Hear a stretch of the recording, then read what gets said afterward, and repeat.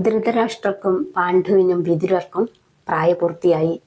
ധൃതരാഷ്ട്രർ ജന്മന അന്ധനായതിനാൽ ഭീഷ്മർ പാണ്ഡുവിനെ രാജാവാക്കി. ഭീഷ്മരുടെ ഉപദേശപ്രകാരം അദ്ദേഹം രാജ്യം ഭരിച്ചു. ധൃതരാഷ്ട്രർ ഗാന്ധാര രാജാവിന്റെ പുത്രിയായ ഗാന്ധാരിയെ വിവാഹം ചെയ്തു. അന്ധനായ തന്റെ ഭർത്താവിനില്ലാത്ത സുഖം തനിക്കും വേണ്ടെന്ന് തീരുമാനിച്ച ഗാന്ധാരി തന്റെ കണ്ണുകൾ മൂടിക്കെട്ടി തനിക്കുള്ള കാഴ്ചശക്തി ഉപേക്ഷിക്കുകയുണ്ടായി. ശ്രീകൃഷ്ണന്റെ പിതാവായ വസുദേവരുടെ പെങ്ങളാണ് പൃഥ. ഇവരുടെ പിതാവിന്റെ സഹോദരിയെ വിവാഹം കഴിച്ചിരുന്ന കുന്തിഭോജൻ മക്കളില്ലാതിരുന്നതിനാൽ പൃഥയെ ദത്തെടുത്ത് വളർത്തിവന്നു. കുന്തിഭോജന്റെ വളർത്തുമകളായതിനാൽ പൃഥയെ കുന്തി എന്നും വിളിച്ചുവന്നു. ഈ പൃഥയെയാണ് പാണ്ഡു മഹാരാജാവ് വിവാഹം കഴിച്ചത്.